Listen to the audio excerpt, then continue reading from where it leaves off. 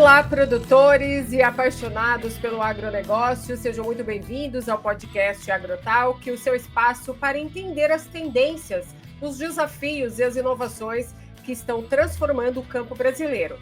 Eu sou Ângela Ruiz e vamos explorar hoje um assunto bastante importante.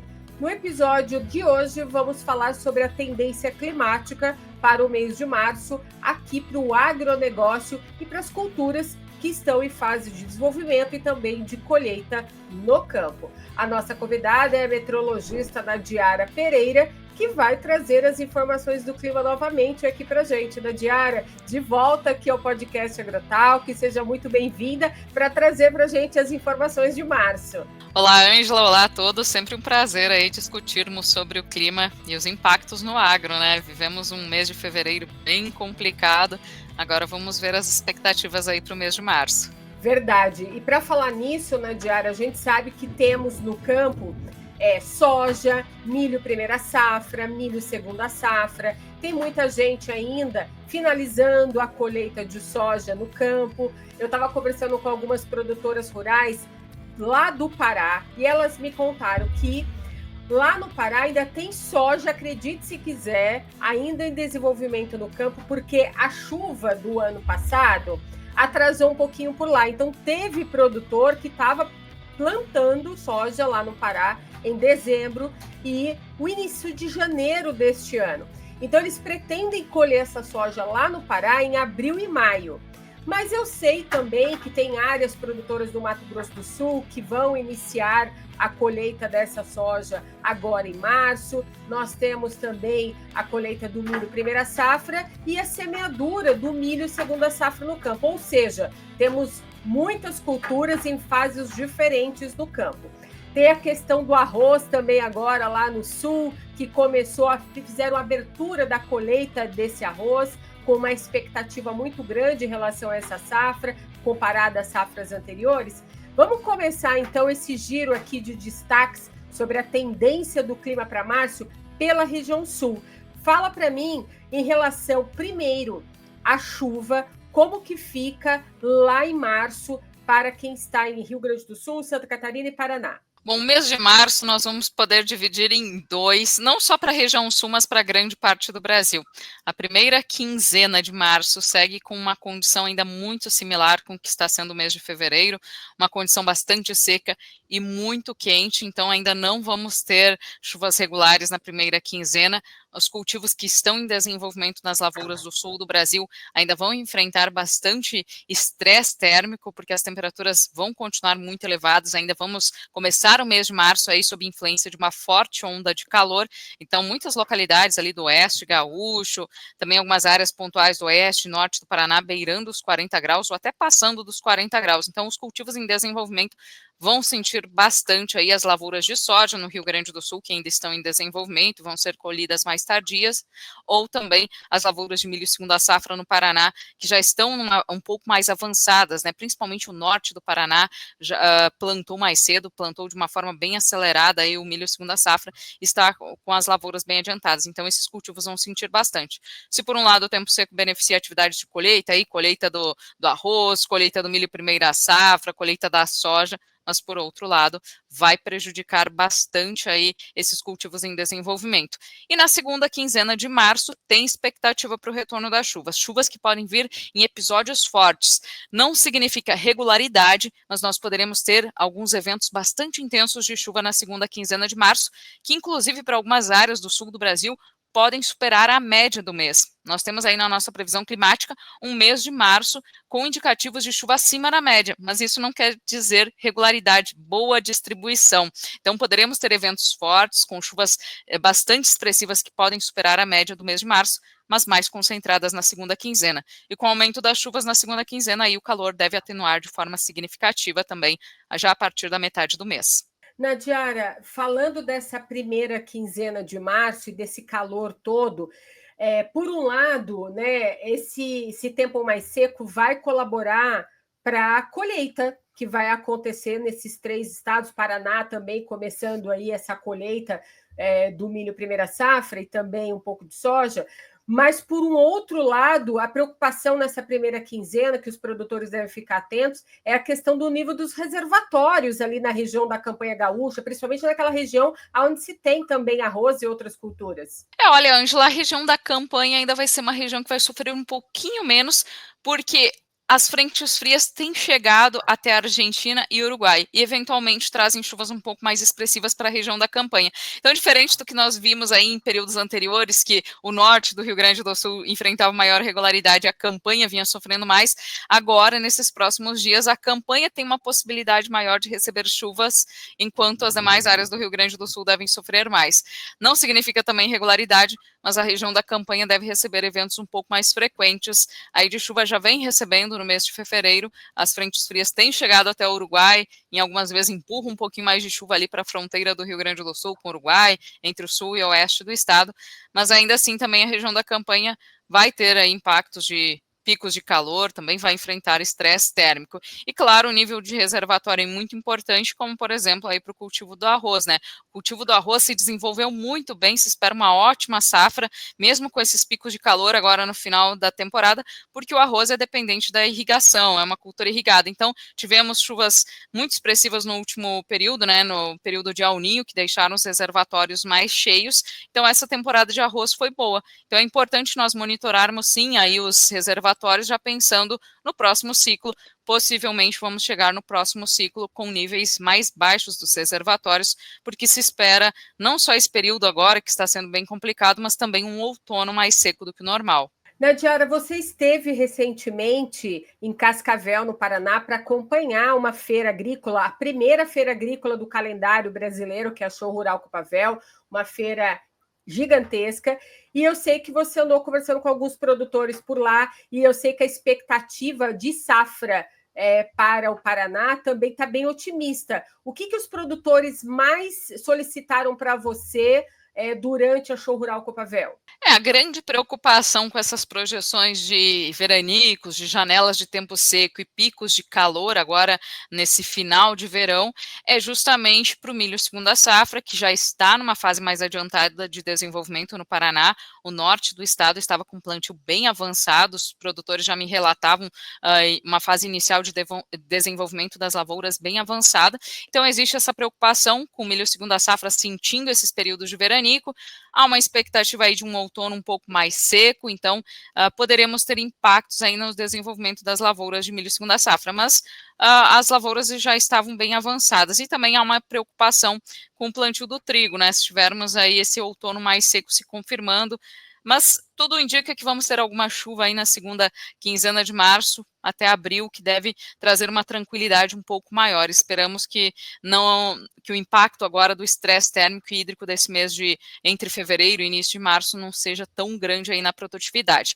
Outro ponto de atenção, pensando já a longo prazo, que os produtores estão apreensivos, é que nessa temporada existe um risco maior aí para termos impacto do frio, enquanto no ano passado nós não tivemos frio, né, no outono e inverno, foi um ano muito quente devido ao fenômeno El Niño.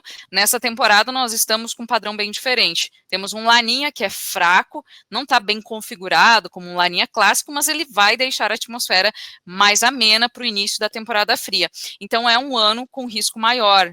Nós já estamos observando ali sinalização de risco de frio durante o outono, principalmente para o Rio Grande do Sul, já com risco de geadas entre abril e maio, e para o final de maio esse frio já se estendendo para o Paraná e início do inverno bastante frio, com um risco maior para ondas de frio. Então é um ponto de atenção que nós temos que monitorar, porque na fase final lá do desenvolvimento das lavouras de milho segunda safra, poderemos ter eventuais episódios de geada. Foi muito bom você tocar nesse assunto, porque para você, produtor que está nos acompanhando aqui no podcast Agrotalk, já tem uma matéria especial falando sobre as primeiras massas de ar frio chegando aí na região sul, lá no site do agroclima.climatempo.com.br. Então lá você confere a matéria completa, os detalhes, as informações desse assunto aqui, quando chega as primeiras massas de ar frio. Então não perca, corra lá no site para você conferir. E a matéria completa em vídeo também da participação da Nadiara, nossa meteorologista aqui da Climatempo da Show Rural Copavel, você também pode conferir lá nas nossas redes sociais do @agroclima no Instagram. Nadiara, vamos falar então agora da região sudeste do Brasil. Com relação à chuva e temperatura, a gente vai continuar sobre o efeito desse calorão todo que está todo mundo sentindo, principalmente no eixo São Paulo, Rio e Minas? Sim, Ângela, assim como a região sul, início de março marcado ainda por essa forte onda de calor, né, e também por janelas maiores, períodos maiores secos. Isso já tem trazido um impacto muito grande, principalmente para as áreas produtoras de café, Espírito Santo, Minas Gerais, agora São Paulo também vai sentir aí períodos mais prolongados secos, e com certeza isso deve implicar aí em impactos negativos para a produtividade, tanto do café quanto de citros, cana-de-açúcar, porque é uma fase muito importante agora, a fase final de desenvolvimento desses cultivos. Cana-de-açúcar começa a ser colhida ali por abril, já algumas lavouras um pouco mais cedo. O café, normalmente, o forte da colheita começa em maio, mas algumas áreas os produtores já começam a colher em abril. Conversei muito com o pessoal do Espírito Santo, eles começam a colher um pouco mais cedo.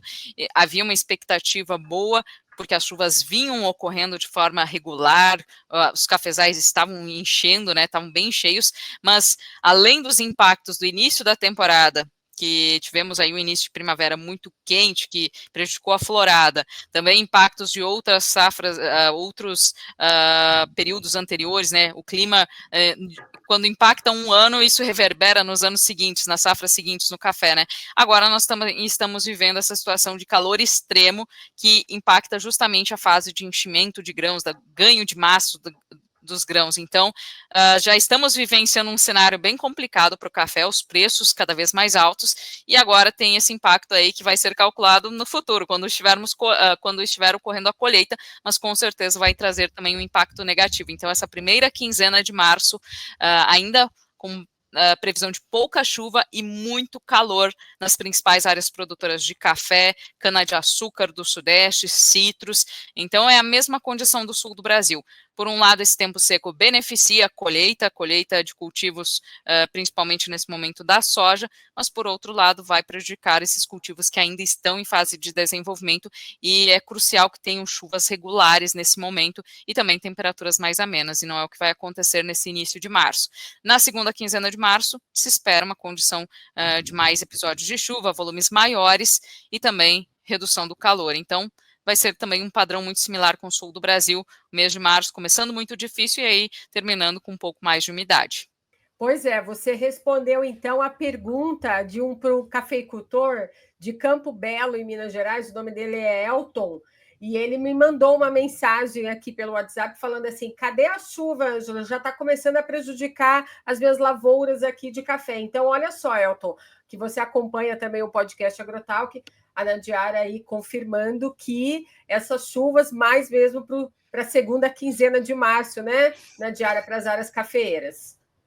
E tudo que eu ouvia do pessoal do café era: agora não pode ter corte das chuvas e não pode ter altas temperaturas. É um momento crucial, porque vinha tudo muito bem, as chuvas estavam acontecendo com grandes volumes aí até janeiro, né? Espírito Santo, Minas Gerais, volumes muito expressivos, até havia uma preocupação com o excesso de umidade, que aumenta o risco para a proliferação de doenças fúngicas, mas aí em fevereiro essa condição extrema, né, de calor excessivo e corte das chuvas. Então, era a preocupação dos produtores que não poderia acontecer, era esse corte de chuvas e estresse térmico. Então, com certeza vai ter um impacto negativo aí na fase final de desenvolvimento. Outro estado do Sudeste, produtor muito importante por a sua referência, é o estado de São Paulo, Nadiara. E hoje eu estive conversando com alguns agricultores e eles reportaram que principalmente aquela zona de hortifruti do interior paulista está sofrendo com esse calorão. O pessoal da região do Alto Tietê também já reportou que no final de janeiro e nas 2 primeiras semanas de fevereiro houve muita chuva também na região, e agora veio esse calorão todo e está impactando a produção de verduras e legumes. E isso está demandando uma qualidade inferior de hortifruti, está demandando também uma menor oferta no mercado, e a gente está começando a ver também que depois do café e do ovo, agora chegou a vez das verduras estarem com alta no preço.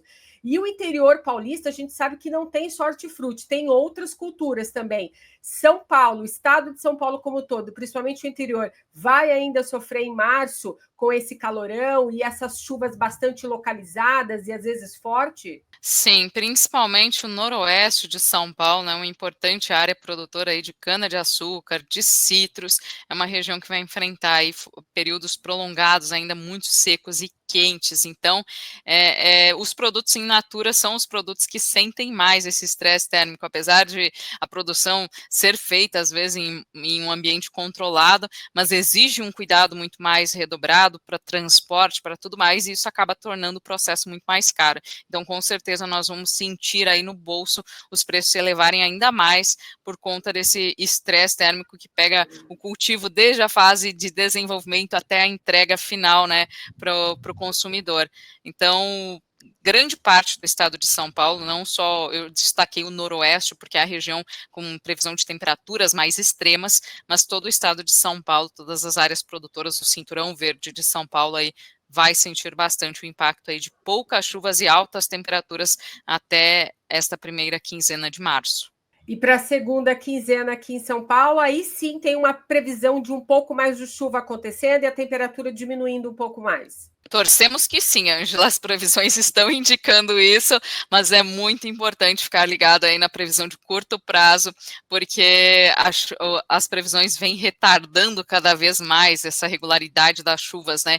Então vem surpreendendo até mesmo nós, meteorologistas, nós não esperávamos um período prolongado, um período seco e quente tão prolongado aqui para toda a área central do Brasil, inclusive sul do país também, é uma situação bem atípica, além do que a gente esperava. Então, é importante monitorar a previsão aí de curto prazo, porque por enquanto os indicativos é que esse padrão começa a mudar no finalzinho da primeira quinzena e a segunda quinzena seja mais regular quanto a chuvas e temperaturas mais amenas também.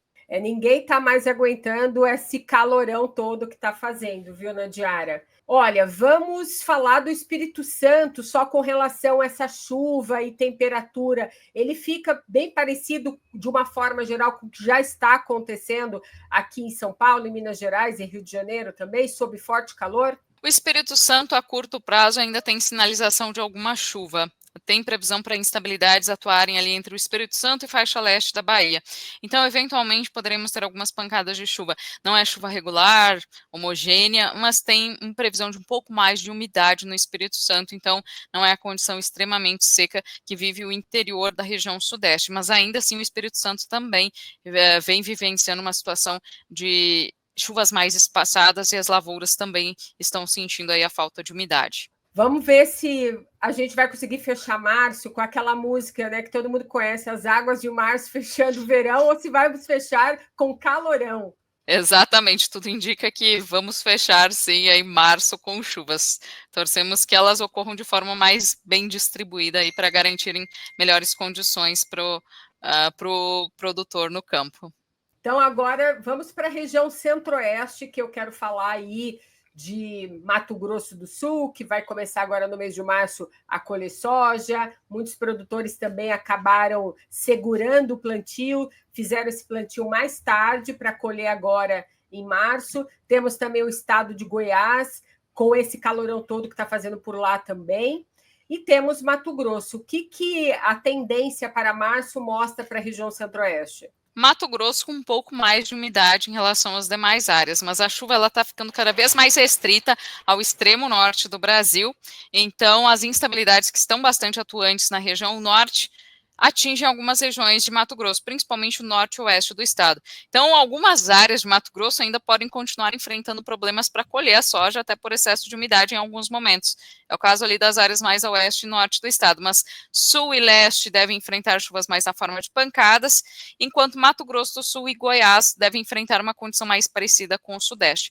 Então, a região central ainda tem um pouco mais de umidade, tem previsão de um pouco mais de chuva, até as áreas mais ao norte de Mato Grosso do Sul, oeste de Goiás, eventualmente vão receber pancadas de chuva. Não são todas as áreas que vão ficar aí com essa condição de veranicos prolongados e excesso de calor. Mas o centro-sul de Mato Grosso do Sul, leste de Mato Grosso do Sul, sul e leste de Goiás, devem enfrentar aí também janelas de tempo seco e picos de calor, algumas áreas também, as regiões mais próximas a São Paulo, ao Triângulo Mineiro, enfrentando temperaturas próximas aos 40 graus. Então, lavouras desses estados também devem sentir bastante aí, tanto cana-de-açúcar, quanto lavouras de milho segunda safra que estão sendo instaladas, e até mesmo lavouras de soja mais tardias.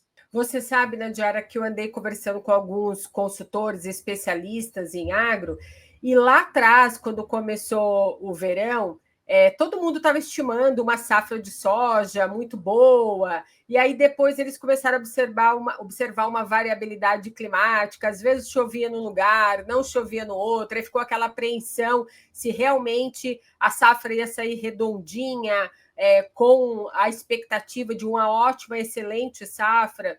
E agora a gente começou a observar também que a chuva acabou chegando em algumas áreas, algumas outras áreas não. Essa variabilidade ainda se observa, né? Acontecendo, algumas pancadas de chuva acontecendo em algumas áreas agrícolas, em outras não, mas de uma forma geral, a gente está vendo, eu estou vendo imagens do campo assim, de uma soja bem constituída. O que você tem visto por relatos de pessoas, de agricultores? Para a soja, o que eu tenho ouvido é que vai ser realmente uma safra muito boa, vai ser uma safra aí, tudo indica até safra recorde, por conta, tivemos boas condições de chuvas aí no final da primavera, o final de outubro, novembro, com boas chuvas, dezembro teve chuvas abaixo da média, mas dezembro é um mês muito chuvoso, então, para o agro, abaixo da média nem sempre significa uma condição ruim, porque se a chuva ocorre abaixo da média, mas bem distribuída temporalmente, ela beneficia, garante umidade no solo. Então, tivemos aí boas condições de umidade em boa parte do período. O excesso de chuva preocupou um pouco em janeiro para o início da colheita, principalmente em Mato Grosso. Então, tivemos ali a atuação de zacas até o início de fevereiro, né, no interior de Mato Grosso. Mas, apesar desses períodos complicados, o produtor soube driblar bem aí, está conseguindo se adaptar, e tudo indica que a produtividade da soja vai ser muito boa, porque agora já está na fase acelerada aí de colheita, então as lavouras mais tardias sentem um pouco esse tempo seco e muito quente, mas de uma forma geral a produtividade já está garantida. O grande problema para esse ano vai ficar mais para o milho segunda safra, que deve sentir um pouco mais no centro-sul do Brasil. Então vai ser diferente do ano passado, né, que a soja sentiu mais, e depois as condições foram melhores para o milho segunda safra. Nesse ano as condições foram melhores para a soja e agora vão ser um pouco mais complicadas para o milho segunda safra. Vamos então agora para a região Nordeste, porque o foco aqui é o Matopiba, né? A gente sabe que também tem lá na região milho, temos soja e algumas áreas do Matopiba também o algodão. Como que fica a questão de temperatura e de chuva para o mês de março nessas áreas de importância agrícola? Para o Matopiba, nós também temos aí uma divisão de padrões, né? O Tocantins vem com uma condição um pouco mais regular de umidade, também enfrentou alguns períodos de temporais, de fortes chuvas, principalmente no mês de janeiro. O Maranhão e o Piauí agora estão enfrentando um pouco mais de chuva, porque a zona de convergência intertropical está bem atuante na faixa norte do Nordeste, então áreas mais ao norte desses estados estão enfrentando volumes muito expressivos de chuva, mas a Bahia e o extremo sul do Piauí, algumas áreas pontuais aí do interior do Matopiba estão enfrentando esses períodos também de veranicos e com períodos prolongados, dias consecutivos de tempo seco e altas temperaturas. Então tivemos aí, principalmente na Bahia, sul do Piauí, algumas áreas mais ao sul do Maranhão, essa grande alternância, eventos muito fortes de chuva, como foi o caso do mês de novembro, que teve bastante chuva, depois dezembro reduziu um pouco, janeiro voltou a chover de forma muito expressiva e agora em fevereiro a chuva reduziu de forma bastante drástica para algumas áreas da Bahia. Eu conversei agora mesmo com produtores da Bahia, eles falavam que eles não esperavam por isso, esses períodos muito prolongados e que estão mudando um pouco aí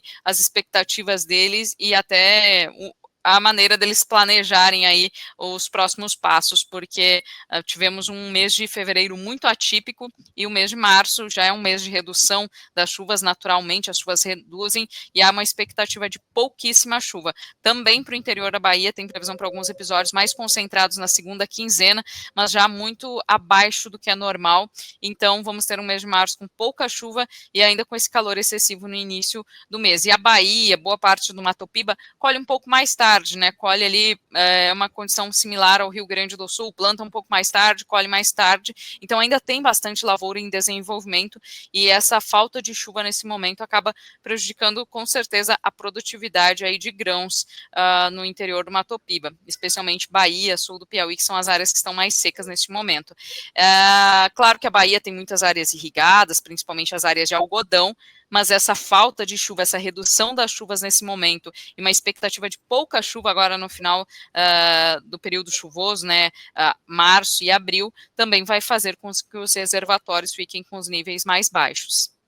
E as áreas mais ao leste da região Nordeste, que a gente sabe que é muito forte na fruticultura também, eles vão ter alguma umidade vinda do mar nesse mês de março, alguma interferência, alguma formação de nuvens que vai colaborar aí para essa chuva? Tem previsão, sim, para episódios de chuva na faixa leste, especialmente leste da Bahia, mas são chuvas muito esporádicas. A tendência, essa época ainda não chove muito, né? A tendência é que as chuvas começam a se estabelecer mais a partir do mês de maio. E ainda assim, para essa temporada, nós estamos visualizando uma condição bem irregular. Mas agora, no mês de março, tem probabilidade, sim, de ocorrência de alguns episódios. A chuva mais forte vai ficar concentrada na faixa norte da região, onde algumas áreas podem enfrentar até chuva excessiva por conta da atuação da zona de convergência intertropical, e a faixa leste deve enfrentar algumas pancadas mais chuvas na forma de pancadas mesmo, aquela chuva que não é tão persistente e tão forte. Para a região norte, destacando aqui o Pará, que eu até mencionei no início desse podcast, que vai colher ainda a soja no mês de março até abril, muita gente plantou bem mais tarde, e também tem Rondônia, que também tem café por lá. Tem algum destaque importante para essas áreas com relação ao clima? Bom, o norte do Brasil, as áreas mais ao sul, tem uma sinalização de ainda regularidade das chuvas, é a região que tem aí recebido os maiores volumes de precipitação nesses últimos períodos. Então, a chuva tem se concentrado muito no norte do Brasil. Só que a chuva que vem em excesso, que pode trazer impactos negativos, fica mais concentrada sobre a faixa norte da região. Então, o norte do Pará, região ali de Paragominas, região de Tailândia, que é uma importante área produtora, região de Rondônia do Pará, essas áreas do nordeste do Pará vão ter aí períodos mais prolongados de invernada. E a invernada, ela prejudica não só as atividades no campo, mas ela também reduz, né, os períodos de luminosidade, de radiação do sol. Então, isso pode impactar bastante aí as lavouras. Então, tem previsão de chuvas acima da média, muita chuva e risco de invernada para essas áreas mais ao norte do Pará. Agora, as áreas mais ao sul do Pará, Tocantins, o estado de Rondônia, eles vêm enfrentando uma regularidade maior, boas condições hídricas, principalmente o estado de Rondônia, quando a gente olha para as áreas produtoras de café, é o estado aí com maior regularidade de chuvas nesse momento.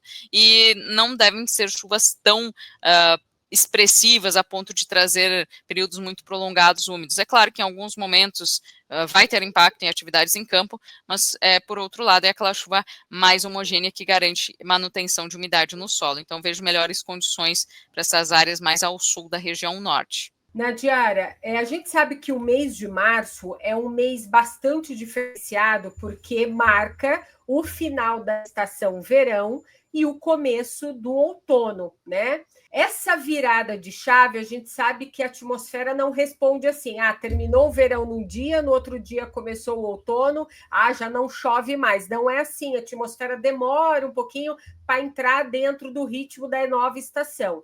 O que você traz para a gente de spoiler que você pode dizer para a gente? Como que você está olhando as tendências com os modelos a respeito do outono? Mais para abril mesmo, que a gente vai começar a ver essa temperatura diminuindo cada vez mais e a gente entrando nesse esquema já mais do friozinho, talvez? Olha aí, a expectativa, todo mundo aguenta mais calor. Apesar do calorão que estamos vivendo agora nessa fase final, nessa reta final do verão, Sim, tudo indica que o outono vai ter mais picos de frio. Não significa que vai ser uma estação rigorosa, que na média vai ser mais fria do que o normal, mas nós vamos ter maiores oscilações das temperaturas. Então, para quem está com saudade do frio, tudo indica sim que vamos ter aí já entradas de massas de ar mais frio já a partir aí do mês de abril. Para as áreas do sul do Brasil, até mesmo em março, já no finalzinho de março, tem previsão para oscilações de temperatura, não frio extremo, não risco de geada, mas já as temperaturas começando a oscilar. E a partir de abril, muitas localidades do sul do Brasil já enfrentando temperaturas abaixo de 10 graus, mais para o final do mês tem aí sinalização de alguns picos de frio um pouco mais intensos, que tem que ser monitorados. Maio também com sinalização de ondas de frio mais fortes na segunda quinzena do mês. E aí, para o início do inverno, tudo indica que vamos ter também a chegada do friozinho de forma um pouco mais expressiva para o interior do Brasil, até algumas áreas do sudeste e centro-oeste. Então, nós esperamos sim um outono que está se mostrando mais seco do que o normal no interior do Brasil, no centro-sul do Brasil. Então, isso é um ponto de atenção aí para a segunda safra do milho, para o início dos cultivos de inverno, mas também com temperaturas mais baixas. Então, pode ser uma estação um pouco diferente aí, na verdade, bem diferente do que a gente observou o ano passado. Eu ia falar justamente isso. Tá pintando um gostinho que esse outono e inverno vai ser bem diferente do ano passado. Eu acho que eu já vou preparar as meias por aqui, viu, Nadiara? Até eu que gosto mais do calor, estou na expectativa aí pela volta do frio, porque ninguém aguenta mais tanto calor, né, nessa temporada, nesse final de verão. É verdade. Tudo que é demais, às vezes, incomoda bastante. Nadiara, então, muitíssimo obrigada por essas informações aqui para nós do podcast Agrotalk, para os produtores, colaboradores do Mundo Agro que nos acompanham. Você, produtor, que sempre está ligadinho aqui com a gente no podcast Agrotalk, confere também lá no site agroclima.climatempo.com.br todas as informações sobre o andamento das culturas em campo, como esse clima vai influenciar a sua semana. Faça a sua projeção, seu planejamento com base nessas informações. E não deixe de nos visitar também no @agroclima para você ficar de olho nos vídeos que circulam por lá, as informações também sobre a tendência no clima na sua região. Nadiara, muitíssimo obrigada e te vejo numa próxima aqui no podcast Agrotalk com mais dados e informações para a gente. Muito obrigada, Ângela, muito obrigada a todos e vamos acompanhando aí as tendências para essa próxima estação. Um abraço. Um abraço, que venha o outono.